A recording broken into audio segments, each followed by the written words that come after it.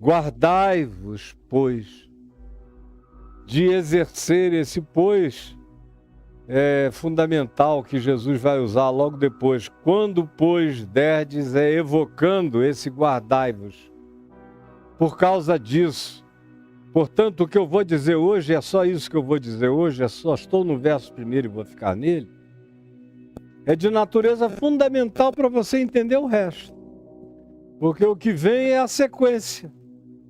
Quando Jesus diz guardai-vos, tomem a decisão de não exercer a vossa justiça de aparência, a vossa santidade de aparência, a vossa sabedoria de demonstrações, de exibição de conhecimento, que não acrescenta nada ao que você está dizendo, nem a conclusão, e não vai iluminar nem esclarecer ninguém, porque conhecimento só vale a pena se não for uma súmula introdutória dos meus conhecimentos vãos. Só vale a pena se tiver a ver com a edificação da fé. Se a conclusão deixar todo mundo no nível superior de compreensão, do contrário, é fanfarrice idiótica de academicismo hipócrita e não passa disso. Guardai-vos também dessas palhaçadas. Guardai-vos de exercer, de praticar, de manifestar de maneira lúcida, consciente, imposta, ensaiada, programada, onde você escolhe inclusive o melhor positioning, aonde tem mais gente para ver, mais gente para notar, mais gente para aplaudir, mais gente para dizer, pô, você é o cara. Guardai-vos das demonstrações e de todas as formas de teatralizações e de expressões pré-programadas de vocês. Guardem-se disso. Aquilo por que eu estou chamando vocês a serem, se realiza no coração. E se vocês quiserem fazer um movimento diferente, entre no seu quarto e feche a porta e fale com seu pai que está em secreto. Seu pai que vem em secreto te recompensará. Mas guardai-vos de exercer a vossa justiça diante dos homens. Tem muito garoto, garota, novos, inexperientes, que eu acompanho todo dia, que ouviram o galo cantar, mas não sabem ainda onde, apressados, como todo jovem. Jovem é muito apressado. O cara ouviu falar que existe isso aqui, aí ele já começa a descrever uma mina disso aqui enorme, que ele nunca entrou, nunca viu, não conhece. No máximo é uma suposição, uma especulação, ou no máximo foi uma leitura. Mas ele mesmo nunca chegou lá, nunca viu nada. E o Evangelho só se forja no experimento. O Evangelho é profundamente empírico na sua consolidação na gente. A gente tem que praticar, tem que provar, tem que experimentar, tem que viver, tem que botar o pé em cima do que está marcado. Ele risca, eu piso. Ele pisa, eu ponho em cima. É assim que eu ando com ele. Se não for assim, eu nunca saberei se o Evangelho é verdade ou não, porque o Evangelho só se torna verdade sendo praticado. Se ele não for praticado, ele é bonito, ele é poético, ele é tudo, mas ele não será verdade para você jamais. Você pode decorá-lo de ponta a ponta, mas a tua vida não vai fazer sinapse de caráter, de atitude, de compreensão, de prática, de entendimento, de comportamento, de caminhar na direção real, todo dia fazendo ajuste de frequência, pegando o tune-in do reino de Deus e andando cada vez mais sintonizado, afinado e alinhado. Só acontece isso se houver essa discrição da espiritualidade de Jesus. Sem isso, você está só fazendo show e performance. E eu vejo uma garotada enorme que ouviu o galo cantar, não sabe bem aonde, ficam aí alardeando, como Paulo disse, dos jovens da época dele também, fazendo ousadas asseverações sobre as quais eles não sabem absolutamente nada. Daqui a uns anos talvez saibam. Hoje tinham que ter a humildade de ir aprendendo e repetindo e até dizendo onde aprenderam. E dizendo que estão aprendendo. Ao invés de se tornarem os mestres daquilo que eles próprios não tinham, não sabiam, não souberam e ainda não sabem. Para fins de uma prática profunda. Estão longe de saber. Guardai-vos, portanto, dessa tentação. É uma grande tentação. Exercer o meu papel. Exercer o meu dom. Exercer a minha visibilização. Exercer o meu reconhecimento. Buscar todos os likes que eu puder.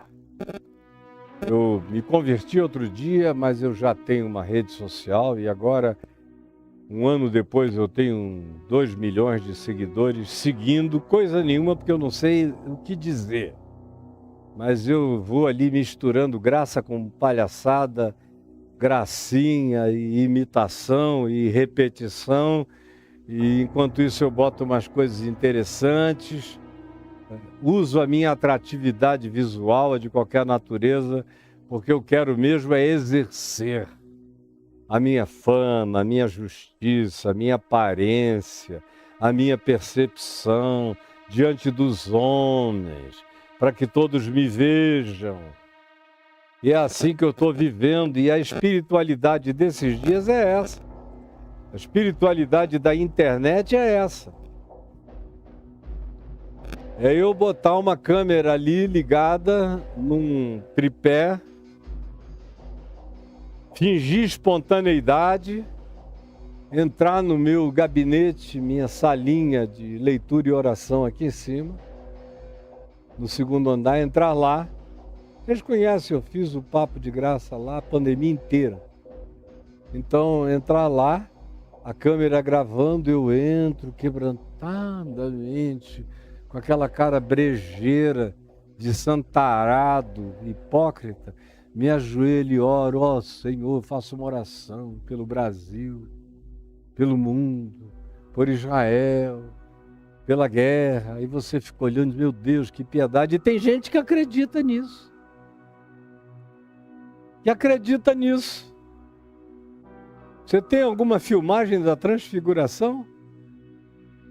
Jesus não disse nem na descida, olha, não esqueçam de escrever, fazer uma ata da glória, que vocês viram aqui em cima. Nem isso ele diz. Quem escreveu, escreveu por conta própria quando quis, quando pôde ou quando o Espírito Santo o emulou. Mas conosco, esses dias são paleontológicos de tão antigos, de tão enterrados, eles se tornaram, na melhor hipótese, arqueológicos, porque não são existencialmente acháveis em quase lugar nenhum no coração humano nos dias de hoje.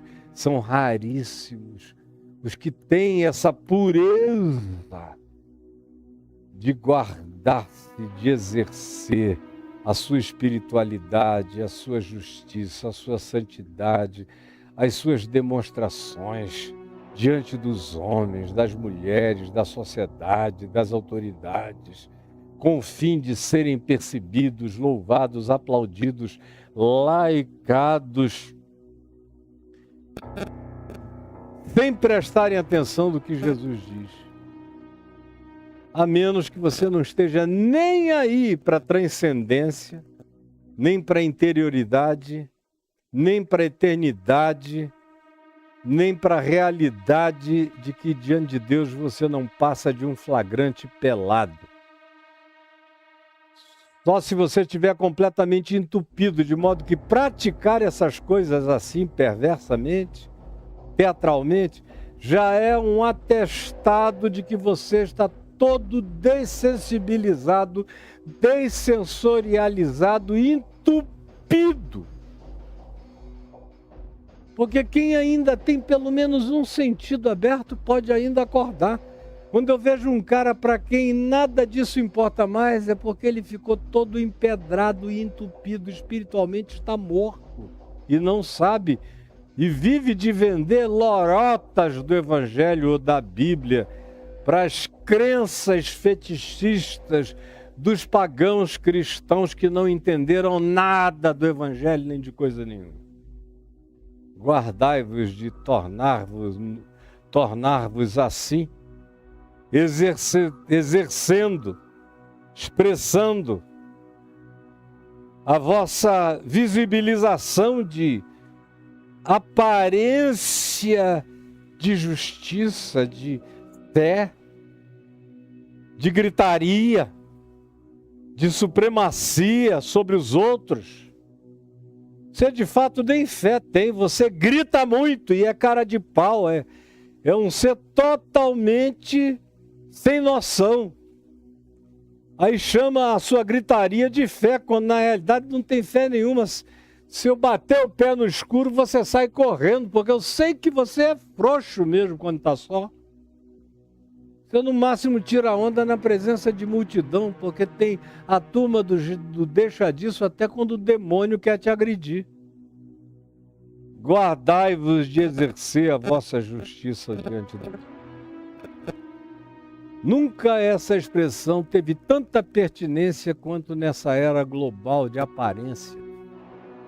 Quando, cumprindo a profecia do livro do meu querido amigo falecido, mas meu irmão na fé, Jacques Ellul, francês que já faleceu há algum tempo, e não há muito tempo, século XX, no meio do século XX, e que escreveu livros extraordinários, muito para além dos dias dele, nem foi compreendido nos dias dele. Começou a ser compreendido de alguns 10, 15 anos para cá. E ele escreveu um livro fabuloso chamado A Humilhação da Palavra. A Humilhação da Palavra, The Humiliation of the Word. E a defesa do livro, que é uma tese longa, grande, diz que chegaria esse dia, essa época no século XX, XXI e daí para frente, em que a palavra, essa que está saindo da minha boca, do Evangelho, e a palavra como fenômeno de oralidade de comunicação, que orientou a humanidade em todo o seu processo civilizatório, teve a ver com a palavra. Depois é que veio a escrita, a palavra sempre esteve adiante, o verbo. E além de tudo, o verbo encarnado, o verbo palavra de Deus. E era ao que ele estava também se referindo, a fenomenologia da comunicação da palavra, que seria substituída pela era da imagem, e a palavra, o verbo, o logos, a palavra encarnada em Cristo Jesus, seria também substituída pela construção das imagens e imagens e imagens que não seriam de escultura, seriam projeções mentirosas do inexistente. Seriam hologramas de fabricação, como a gente vê para todo lado, de modo que esse mundo e a igreja e o cristianismo e o que você queira, e o islamismo também junto a isso tudo, que é uma religião de muita expressão de aparência e de demonstração, como o judaísmo também. As principais religiões monoteístas da Terra são extremamente teatrais, todas as três.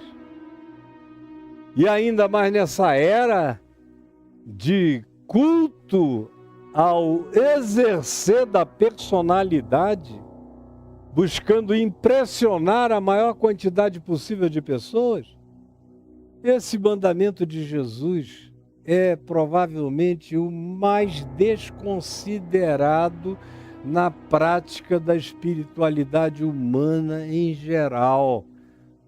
E o pior de tudo é que é mais transgredido entre cristãos do que entre qualquer outro povo, porque os muçulmanos não são tão teatrais, nem tão apalhaçadas, nem tão showman de worship, de cultos.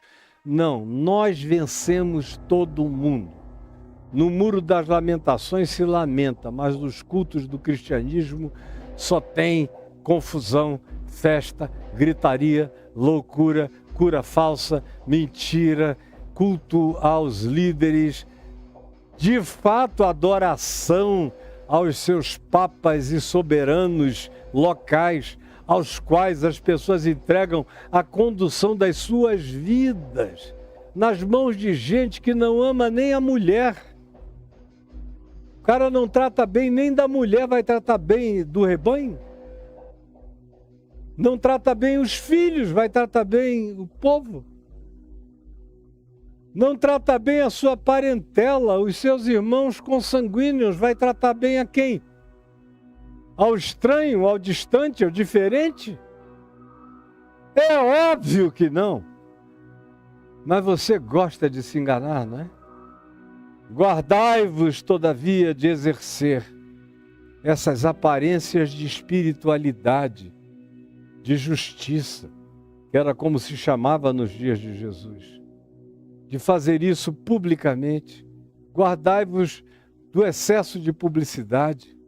Não criem as suas próprias publicidades para aparecerem.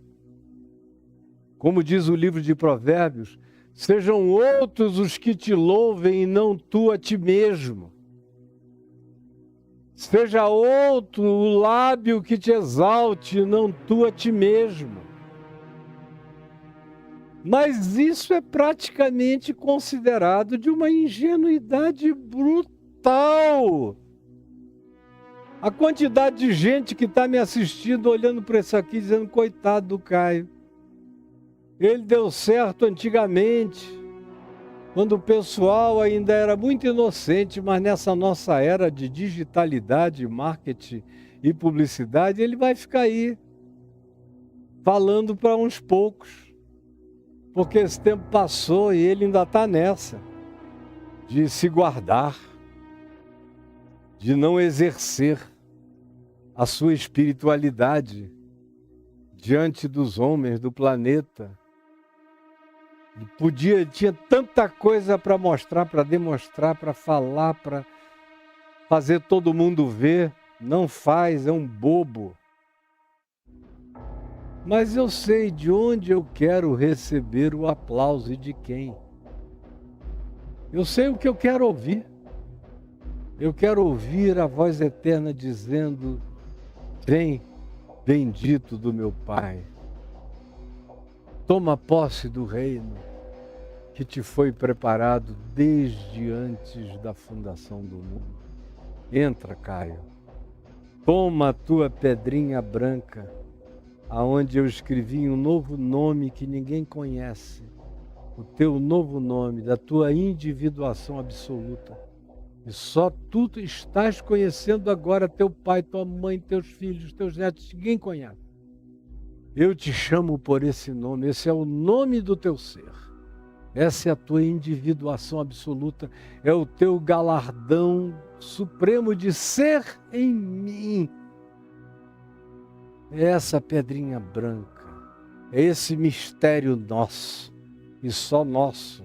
E só é possível quando você, como uma virgem pura, se guarda para se entregar em gozo de deleite ao ser da sua vida, ao amor da sua alma, a quem você quer se entregar por inteiro, absoluto e totalmente. É a maior de todas as conjugalidades, é a minha com Deus em Cristo Jesus. É nessa conjugalidade que eu quero ouvir os segredos de amor que me interessam. Agora, cada um escolhe o que quer ter. Você pode querer ter só os aplausos exteriores. Pode viver disso, porque dá dinheiro. Quem quer ficar rico, procure isso. Dá dinheiro, dá uma grana danada. Agora, para você chegar nesse ponto, você vai ter que vender a sua alma. Não dá para chegar inteiro no final dessa jornada que está proposta pela mundanidade mais idiótica possível e que se transformou na espiritualidade cristã. Por mais nojento que seja, é isso que é. Agora, se é isso que você quer, quando você fechar os olhos, você fechou os olhos e acabou. Não tem mais nada para você.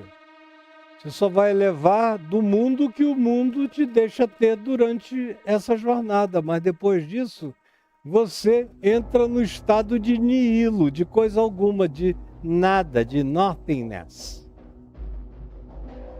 Isso eu não quero para mim, nem aqui na Terra e nem em nenhuma outra dimensão. Eu quero é a plenitude de Deus, eu quero a plenitude do Cristo sendo gestada, formada. Eu quero a adulteza de Cristo sendo formada em mim. Agora, para isso, eu tenho que aprender o caminho dessa gravidez, desse forjamento, dessa intimidade, desse cuidado, dessa discrição, desse carinho amoroso pela obra divina no meu próprio coração. E só é possível se eu obedecer o mandamento com a espontaneidade com a qual eu tenho que obedecer todo o mandamento divino, do coração para fora, com convicção absoluta. Guardai-vos de exercer a vossa justiça como aparência demonstrativa diante dos homens, apenas para que vocês sejam vistos, reconhecidos, aplaudidos e se tornem famosos diante dele.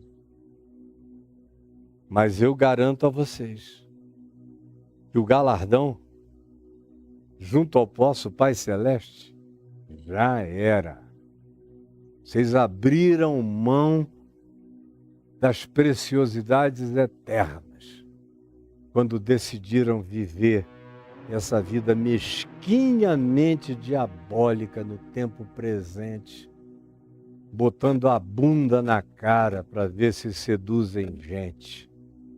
Essa é a situação da maioria daqueles que me ouvem, que me ouvirão, e a grande maioria dos que não querem nem me ouvir porque não suportam, dá coceira no ouvido, dá um incômodo de morte no coração. É por isso que o cara diz que não aguenta me ouvir. É porque a verdade é insuportavelmente vertiginosa. Não aguentam me ouvir porque a verdade é vertiginosa, insuportavelmente vertiginosa. O cara se expõe à verdade e ela vai chocando e vai desequilibrando a mentira dele. E ele vê que não tem como ficar em pé diante de Deus com a mentira. E quanto mais verdade chega a ele, ela se manifesta estrondosa, poderosa, inequivocamente vertiginosa. E as pessoas não aguentam a vertigem da verdade.